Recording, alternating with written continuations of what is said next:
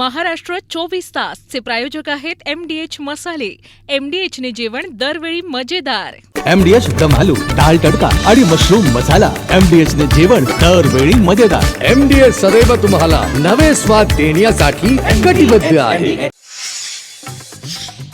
नागपुरात उद्धव ठाकरेंचं रामरक्षा आंदोलन, मंदिरात रामरक्षेचं पठण, शिवसैनिकांची मोठी गर्दी.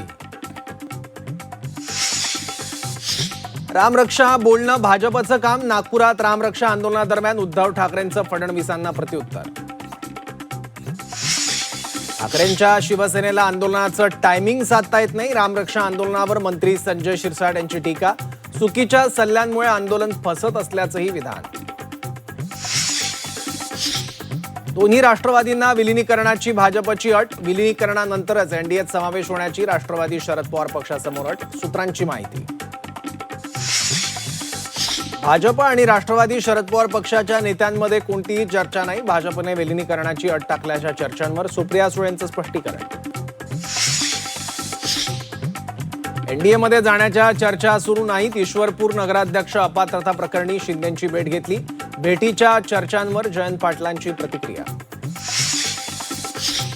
वाहतूक कोंडी कमी करण्यासाठी पुणे शहरात टनल बांधण्याची मुख्यमंत्री फडणवीसांची घोषणा. तर रिंग रोडमुळे 30% वाहतूक कोंडी कमी होणार असल्याचं वक्तव्य. डोंबिवलीतील शिंदेंच्या शिवसेनेचा नगरसेवक रमेश म्हात्रेचा जामीन रद्द. शास्त्रीनगर पालिका रुग्णालयातील डॉक्टर मारहाण प्रकरणातला जामीन हायकोर्टाकडून रद्द.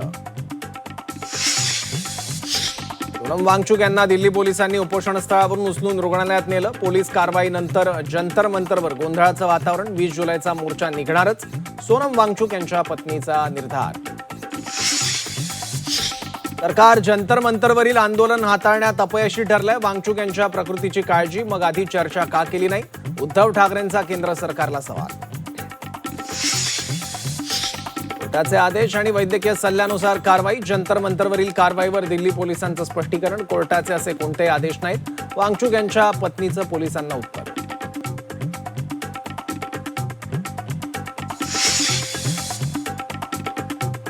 नमस्कार, मी सौरभ कोरटकर. महाराष्ट्र 24 तास या खास बुलेटिनमध्ये आपल्या सगळ्यांचं स्वागत. बुलेटिनची सुरुवात एका महत्त्वाच्या बातमीनं करूयात. बातमी आहे नागपुरातून. उद्धव ठाकरे यांनी नागपुरातील आंदोलनातून केंद्र आणि राज्य सरकारवर हल्लाबोल केला.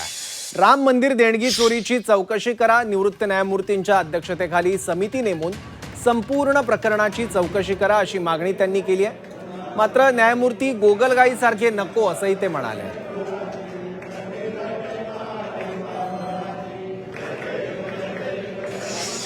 निवृत्त न्यायमूर्तींच्या अधिपत्याखाली चौकशी समिती स्थापन करा.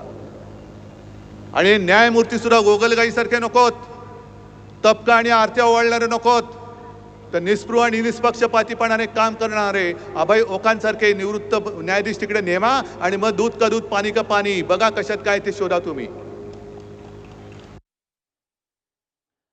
मुख्यमंत्री फडणवीसांनी उद्धव ठाकरेंना रामरक्षा पठण वाचून दाखवा असं आव्हान केलं होतं. यावर उद्धव ठाकरेंनी प्रत्युत्तर दिलंय. रामरक्षा बोलणं तुमचं काम असलं तरी रामरक्षा करणं आमचं काम असल्याचं उद्धव ठाकरे म्हणाले. माझी एवढीच अपेक्षा आहे की त्यांनी किमान 2 पानं तरी रामरक्षेचे वाचावे. राजकीय आंदोलन रामाच्या नावाखाली करणं योग्य नाही आहे. मागच्या वेळेस ते रामरक्षा वाचू शकले नाहीत. मी देखील त्यांची तयारी असेल तर त्यांच्यासोबत रामरक्षा म्हणायला तयार आहे. मला पूर्ण रामरक्षा येते. समजा नसती आली तरी किमान वाचता तर यायला पाहिजे.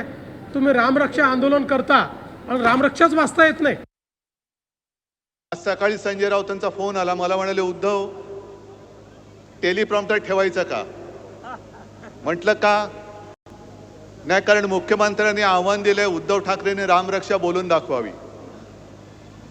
मी आज त्यांच्याच गावात येऊन सांगतोय की फडणवीसजी, रामरक्षा म्हणणं जरी तुमचं काम असलं तरी रामरक्षा करणं हे आमच्या राम भक्तांचं काम आहे.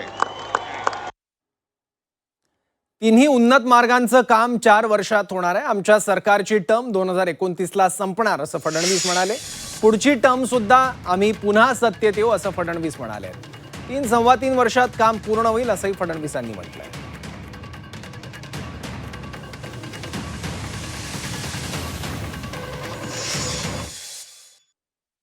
आज सकाळी संजय राऊतांचा फोन आला, मला म्हणाले उद्धव टेलिप्रॉम्प्टर ठेवायचं का?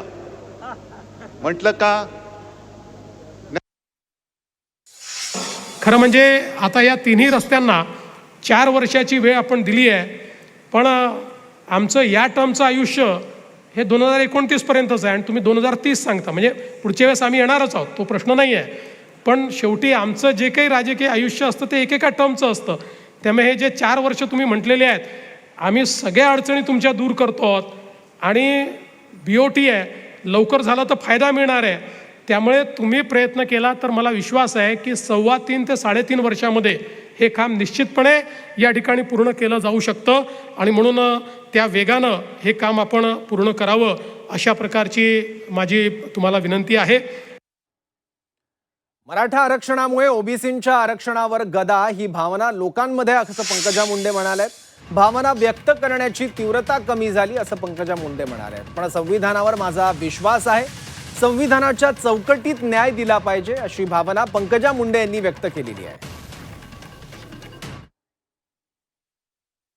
मराठवाड्यात जसं त्या सगळे सोयरेवरनं एक वाद सुरू होता, त्यात तुम्ही मधल्या काळामध्ये तुमची भूमिका मांडली होती की तुम्ही राज्यासोबतच ओबीसी समुदायाचं सुद्धा नेतृत्व करतात. त्याच्याबाबत एक भीती होती, एक साशंकता होती या की मराठा आरक्षणामुळे आमच्या ताटातलं जाईल वगैरे. जरांगे पाटलांनी तुमच्यावरही किंवा ओबीसी नेत्यांवरती त्याने अगदी मंचावरनं टीका केली होती. तर आता ही भावना कमी झाली आहे, ते करण्यात सरकारला यश आलं असं तुम्हाला वाटतं की अजूनही ती भावना आहे? मला राजकीय नेते किंवा मंत्री म्हणून अपेक्षित नाही, ओबीसी समाजाचं नेतृत्व करताय, या कोणती भावना मला नाही कळत. आपल्या ताटातनं काहीतरी जातं, आमच्यावरती गदा येऊ शकते, आमच्या आरक्षणावरती आमच्या ताटातनं काहीतरी जातं, ही भावना कमी झाली आहे? ती भावना असणार आहे लोकांमध्ये. ती भावना कशी कमी होईल? कदाचित त्याची व्यक्त करण्याची तीव्रता कमी झाली असेल किंवा वेट अँड वॉच करत असतील लोक. भावना ही नेहमीच राहणार आहे, कारण ऑलरेडी त्यांचं नावच आहे backward. They are other backward, they already deprived. त्यामुळे त्यांच्या मनात ती भावना राहील, पण ते अकॉमोडेटिंग पण आहेत. त्यांनी खूप संघर्ष पाहिलेला आहे, त्यामुळे त्यांची मला वाटतं अकॉमोडेटिंग असण्याची क्षमता जास्त असेल. त्यामुळे जर आपल्यासारखं आणखी कोणी दुर्दैवी होत असेल तर त्याला त्याच्या ठिकाणी योग्य न्याय मिळावा अशी भूमिका असण्यामागे मला वाटतं तर काही हरकत नाही. पण कॉन्स्टिट्यूशनल म्हणजे मी तरी स्वतः जरी मी ओबीसी समुदायातली असेल, ओबीसींचं नेतृत्व करत असेल, तरी माझा पूर्ण विश्वास हा देशाच्या घटनेवर आहे आणि जी महामानव बाबासाहेब आंबेडकरांनी लिहिलेली घटना आहे. आणि त्यामुळे कॉन्स्टिट्यूशन्सच्या चौकटीत जो न्याय ज्या व्यक्तीला ज्या वर्गाला मिळेल तो मिळाला पाहिजे अशा भूमिकेत मी आहे. मग भलेही मी कुठल्याही समुदायाचं प्रतिनिधित्व करत असेल. तर भाजप शिवसेनेत कोणतीही कुरघोडी नाही असं पंकजा मुंडे म्हणाल्यात. महायुतीमधल्या नेत्यांमध्ये स्पर्धा सुरू असल्याचं पंकजांनी म्हटलं, पण सकारात्मक स्पर्धा असायला पाहिजे असंही त्यांनी म्हटलंय.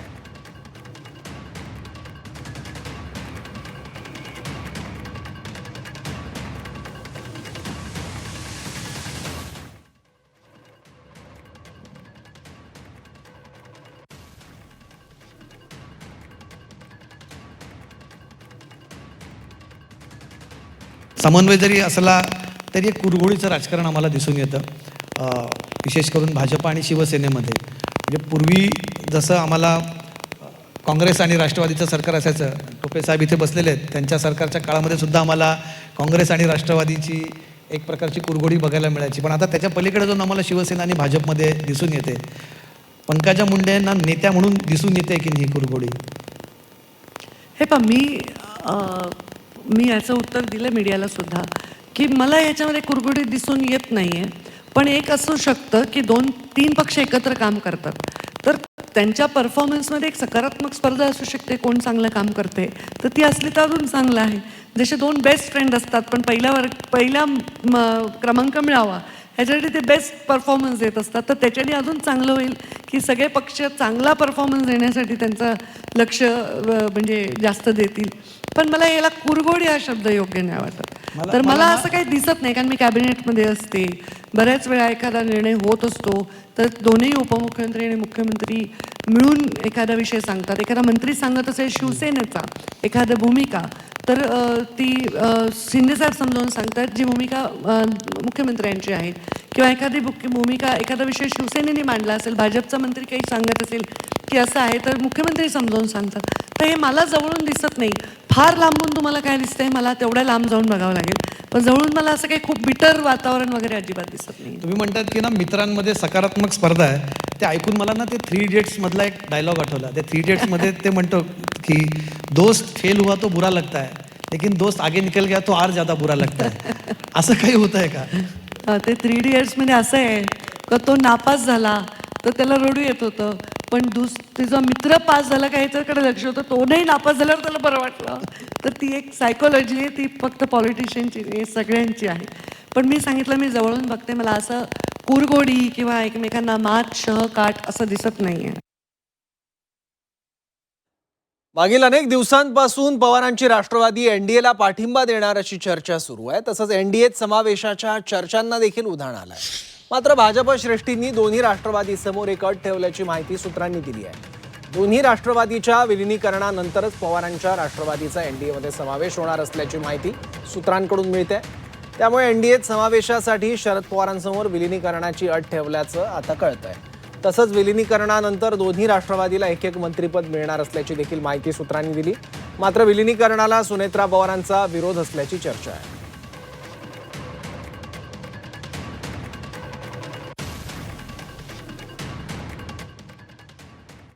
भाजपचे कोणते नेते राष्ट्रवादी शरद पवार पक्षाच्या नेत्यांशी बोलले असा प्रश्न विचारत कुणीही आम्हाला भेटलेलं नाही असं खासदार सुप्रिया सुळेंनी म्हटलंय. एनडीएमध्ये सहभागाविषयी विलिनीकरणाच्या अटींवर सुळे यांनी वक्तव्य केलं.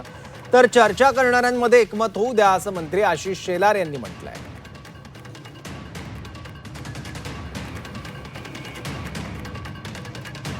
भारतीय जनता पक्षाचे कुठले नेते राष्ट्रवादी काँग्रेस पक्ष शरदचंद्र पवार या कुठल्या नेत्याशी बोललेत हे मला तरी माहिती नाही. मी जयंतराव असतील, शशिकांतजी असतील, रोहित असेल, देशमुख साहेब असतील, आम्ही किंवा आदरणीय पवारसाहेब तर ते दौऱ्यावरच आहेत. त्यामुळे आमच्या कोणाचंही बोलणं आमच्या कोणाशी झालेलं नाही. आता दुसऱ्या राष्ट्रवादीशी झालं असेल तर मला माहिती नाही, पण राष्ट्रवादी काँग्रेस शरदचंद्र पवार या पक्षाची भारतीय जनता पक्षाचं आणि आमच्यापैकी कोणाचं बोलणं झालेलं आहे. चर्चेवर मी उत्तर काय देऊ? चर्चा करणाऱ्यांना पहिलं एकमत करू द्या. मुळात अशी चर्चा आहे यावर त्यांना भाष्य करू द्या, त्यानंतर आम्ही प्रतिक्रिया देऊ. एनडीएमध्ये विलिनीकरणासाठी भाजपनं राष्ट्रवादीच्या विलिनीकरणाची अट ठेवल्याच्या मुद्द्यावर महाविकास आघाडीनं टीका केली. गेल्या 2 वर्षांपासून विलिनीकरणाच्या चर्चा सुरू आहेत. मात्र आमचा सुप्रिया सुळे, जयंत पाटलांवर विश्वास असल्याचं राऊतांनी म्हटलं. तर जयंत पाटील भाजपमध्ये प्रवेश करणार नाही असं काँग्रेस नेते सतेज पाटलांनी म्हटलंय. त्यामुळे भाजपचे मूळ पदाधिकारी आहेत कुठे असा सवालही सतेज पाटलांनी केला आहे. मर्जर की बात तो 2 साल से चल रही है, लेकिन सुप्रिया ताई जो हमारी है या जयंतराव पाटिल है ये डिनाई कर रहे हैं. हम उनके ऊपर विश्वास करते हैं. जयंत पाटील साहेब जाणार नाहीत अशी मला निश्चितपणे खात्री आहे. तो मुद्दा बाजूला ठेवूया.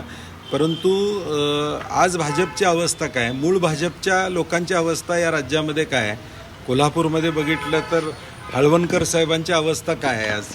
आणि म्हणून मूळ भाजपची लोकं आज भाजपमध्ये पदावर नाही आहेत, परंतु बाहेरून काँग्रेस, राष्ट्रवादी, शिवसेना, उद्धव साहेब या सगळ्यांच्याकडून आलेलीच लोकं आज पुढे आहेत. मंत्रिमंडळाचा हिशोब केला तर तुमच्या लक्षात येईल, मंत्रिमंडळात सुद्धा संख्या कुणाची आहे तर काँग्रेस, राष्ट्रवादी आणि या सगळ्यांकडून आलेल्यांची संख्या तिथं जास्त दिसते. मूळ भाजपवाल्या हा सतरंजा उचलायचं काम करत होता, तो अजून देखील सतरंजाच उचलतो. एनडीएमध्ये जाण्याच्या चर्चा सुरू नाहीत असं जयंत पाटील यांनी स्पष्टीकरण दिले. एनडीएतून निमंत्रण नाही, त्यामुळे जाण्याचा प्रश्नच येत नाही. ईश्वरपूर नगराध्यक्ष अपात्रता प्रकरणी मी मुख्यमंत्र्यांची भेट घेतली. आमच्या आमदारांचा ओढा महायुतीकडे नाही असं जयंत पाटलांनी म्हटलंय. अशा कोणत्याही चर्चा आमच्या कोणाशी चालू नाहीये. आता प्रसार माध्यमातून वेगळ्या बातम्या येत आहेत, हे पाहून आमचीच करमणूक होते. आता त्याच्यावर वारंवार प्रतिक्रिया कशी देणार? आपण एकदा मुख्यमंत्र्यांना भेटला, त्याचे कारण जाहीर आहे. माझ्या मतदारसंघातल्या नगराध्यक्षांना अपात्र ठरवण्यात आलं त्या दोन्ही नगरविकास मंत्री म्हणून एकनाथ शिंदेना भेटणं, त्यांना मी माझ्याबरोबर नगराध्यक्ष त्यांचे बंधू यांना घेऊन गेलो होतो.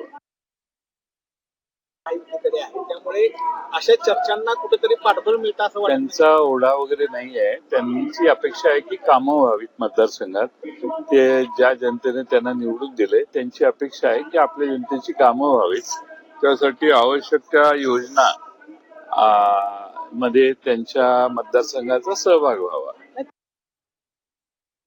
एनडीए मध्ये जाण्याच्या चर्चा सुरू नाहीत असं जयंत पाटील यांनी आता माहिती दिलेली आपण बघितली. तर आता आणखी एक महत्वाची बातमी आहे रायगडच्या पालकमंत्री पदाबद्दल.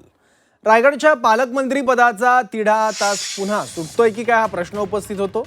भरत गोगावले पालकमंत्री झाल्यास त्यांना शुभेच्छा. मंत्री आदिती तटकरे यांनी हे मोठं विधान केलंय. पालकमंत्री पदाचा निर्णय मुख्यमंत्री आणि दोन्ही उपमुख्यमंत्र्यांवर सोपवलाय असं आदिती तटकरे म्हणाल्या. आता तो निर्णय जो आहे तो आम्ही मुख्यमंत्री दोन्ही उपमुख्यमंत्र्यांवर ठेवलेला आहे आणि भरत शेटना पालकमंत्रीपद मिळालं तरी माझ्या त्यांना शुभेच्छाच राहतील. याआधीसुद्धा मी त्या ठिकाणी म्हटलेलं आहे. शेवटी आमच्या सगळ्यांसाठी जिल्हा आणि जिल्ह्याचा विकास हा अधिक महत्त्वाचा आहे आणि त्या दृष्टिकोनातून काम करत असताना पालकमंत्री फक्त एक पद झालं, पण आज 2 मंत्री जिल्ह्यामध्ये आहेत आणि दोन्ही मंत्र्यांच्या माध्यमातून जिल्हा पुढे नेण्याच्या दृष्टिकोनातून आम्ही काम केलं पाहिजे. ह्या बाबीकडे एक लोकप्रतिनिधी म्हणून मी अधिक प्रमाणामध्ये लक्ष देते. पालकमंत्रीपदाचा तिढा रायगडचा अजूनही सुटला नाही. म्हणजे सरकारचा प्रश्न आहे. खूप दिवस झाले पालकमंत्रीपद तसंच बाकी आहे रायगड. आता एकमत झालंय, एक मताचा निर्णय होईल. आता एकमत झालंय, एक मताचा निर्णय होईल. कोकणात रामदास कदम आणि सुनील तटकरे असा वाद रंगलाय. सुनील तटकरे कृतज्ञ माणूस, रामदास कदमांची तटकरेंवर बोचरी टीका. तर गटार काय असते ते तटकरेंना दाखवतो असा इशाराही त्यांनी दिलाय. सुनील तटकरे हा माणूस खरं म्हणाल तर प्रत्येक वेळेला मी बोलणं चुकीचं होईल, पण हा ऐसान फार्मस माणूस आहे. गटारामध्ये दगड मारून पाणी उडून घ्यायचं नव्हतं त्याला. मग माझ्या घरामध्ये 10 वेळा कशासाठी आलो असतो माझ्याकडे? तेव्हा तुला गटाराची आठवण झाली नाही? अरे माझ्या पाठीला जखम असताना तुझ्यासाठी 20 दिवस गाडीमधून तुझ्यासाठी ओढवून भटकलो, तेव्हा तुला गटाराची आठवण झाली नाही? तेव्हा गंगा सण चांगला होता का? तेव्हा आमच्या घरामध्ये गंगा होती का? गंगा. मग गंगेचं पाणी तुझ्यावरती उडायचं तेव्हा. मग आता गटार काय असतं ते पण दाखवून त्याला समजेल ना, समजेल त्याला. मला वाईट का वाटलं? तुझ्यासाठी रात्रंदिवस काम केलं, तुला तिकीट मिळत नव्हती, मी भांडलो, पण माझ्या मुलाची विधानसभेची निवडणूक आली त्यावेळेला या तटकरेंनी गद्दारी केली. डोंबिवलीमधील डॉक्टर मारहाण प्रकरणासंदर्भात एक अपडेट आहे. रमेश म्हात्रेचा जामीन उच्च न्यायालयाकडून रद्द करण्यात आलाय. डॉक्टरांना संप मागे घेण्याचं आवाहन करण्यात आलंय.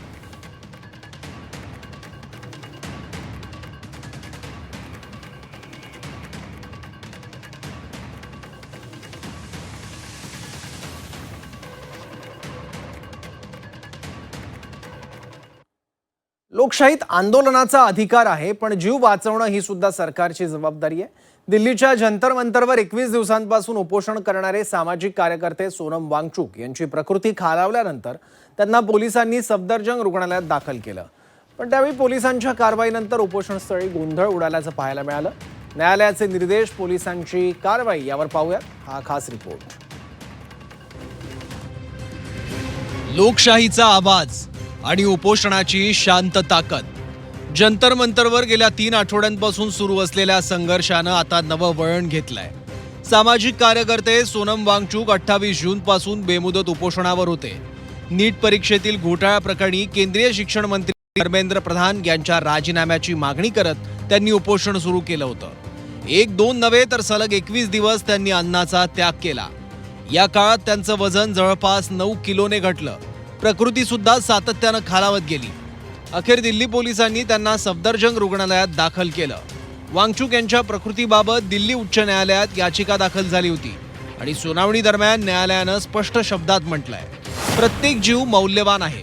सरकारला दररोज वैद्यकीय तपासणी करण्याचे आदेश देण्यात आले. तज्ज्ञ डॉक्टरांचं पथक त्यांच्या आरोग्यावर लक्ष ठेवणार असल्याचंही न्यायालयाने स्पष्ट केलं. दरम्यान शनिवारी पहाटे दिल्ली पोलिसांनी सुनियोजित मोहीम राबवली. साध्या वेशातील 30 ते 35 पोलीस आंदोलनस्थळी पोहोचले. आधी वांगचूक यांचा पलंग हटवण्यात आला. गर्दी होऊ नये म्हणून संपूर्ण परिसर मोठ्या पांढऱ्या कापडानं झाकण्यात आला.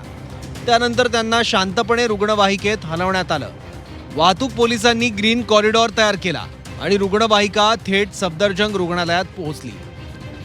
अगर सोनम की तबीयत, मुझे तो नहीं लगता कि उसमें कुछ खराब है. उनकी तबीयत बिल्कुल ठीक है और हम एक थर्ड पार्टी लैब से दोबारा वो टेस्ट रिपीट करने जा रहे हैं बिना उनको दवाई देने के पहले, और वो बिल्कुल ठीक हो जाएंगे और वो यात्रा के लिए रेडी होंगे.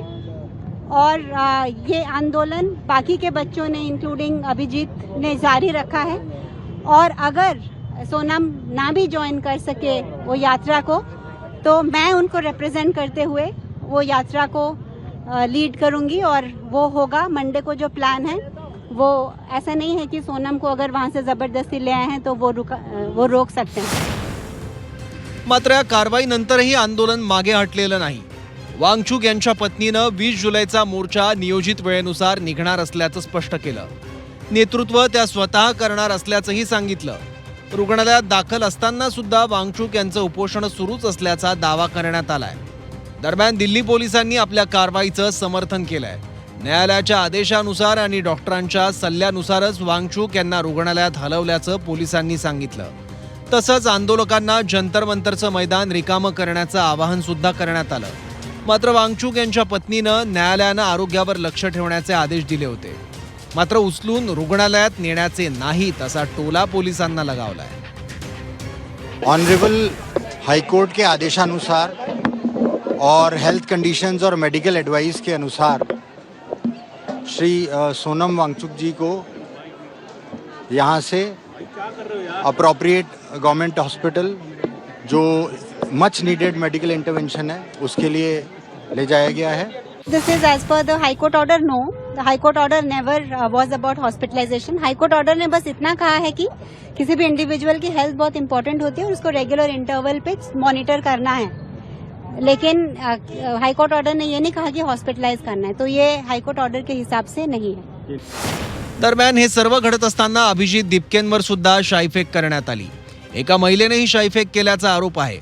या घटनेनंतर परिसरात काही काळ गोंधळाचं वातावरण निर्माण झालं. पोलिसांनी संबंधित महिलेला ताब्यात घेतलाय. एका बाजूला उपोषणाचा निर्धार, दुसऱ्या बाजूला जीव वाचवण्याची जबाबदारी. आंदोलन, प्रशासन आणि न्यायालय. आता या आंदोलन पुढे नेमकं काय वळण घेणार याकडे आता संपूर्ण देशाचं लक्ष लागलंय. ब्युरो रिपोर्ट, झी24 तास. सोनम वांगचूक यांच्या उपोषणस्थळी पोलिसांनी केलेल्या कारवाईवर उद्धव ठाकरेंनी टीका केली आहे. अतिरेक्याला पकडावं तसं वांगचूक यांची धरपकड केली. भाजपच्या अंगात श्रीरामाच्या ऐवजी सैतान घुसल्याची उद्धव ठाकरेंनी टीका केली आहे.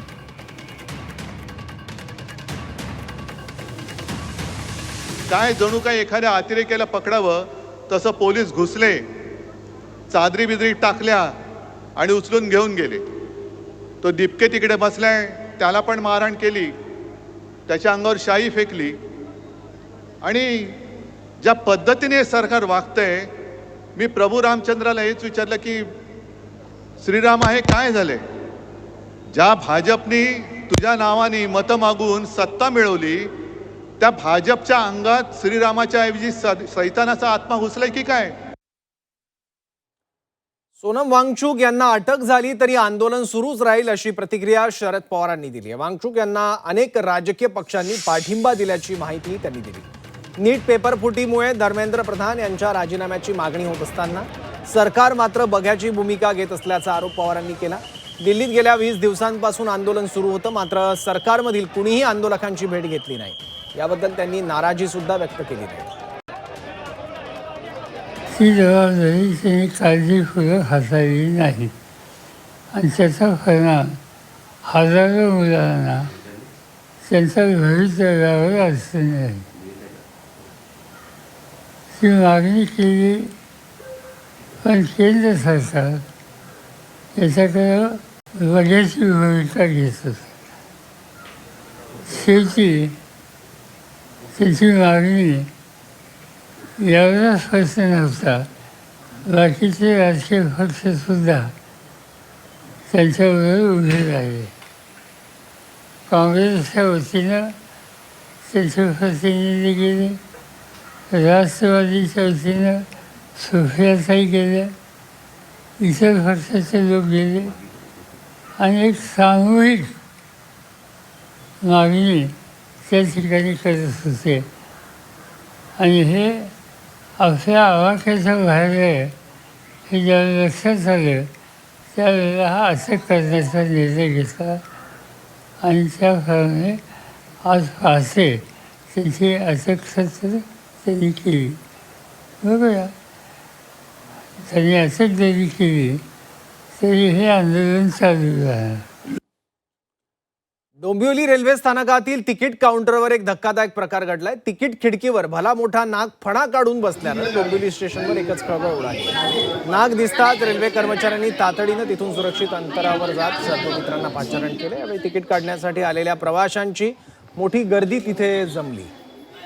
नागामुळे काही काळात तिकीट वितरणावर परिणाम झाला. डोंबिवली स्थानक परिसरात गोंधळाचं वातावरण निर्माण झालं. सर्पमित्रांच्या मदतीनं नागाला सुरक्षितपणे पकडून त्याची सुटका देखील करण्यात आली.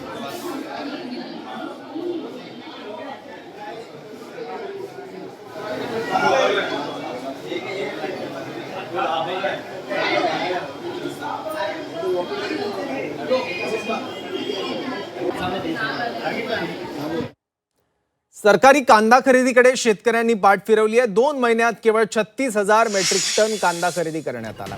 उद्दिष्टाच्या केवळ 18% ही कांदा खरेदी आहे.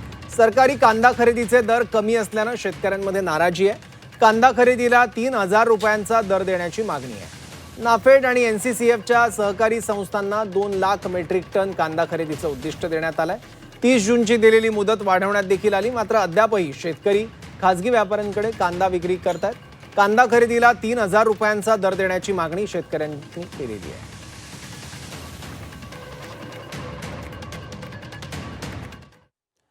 वसईमध्ये FDA अधिकारी असल्याचा बनाव करत मिठाई दुकानदाराकडून 6 लाख उकळल्याचा धक्कादायक प्रकार घडलाय.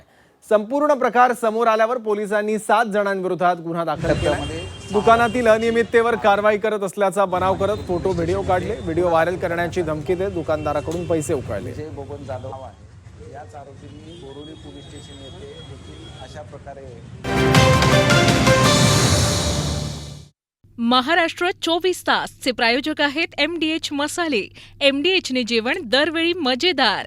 MDH दम आलू, दाल तडका आणि मशरूम मसाला. MDHने जेवण दरवेळी मजेदार. MDH सदैव तुम्हाला नवे स्वाद देण्यासाठी कटिबद्ध आहे.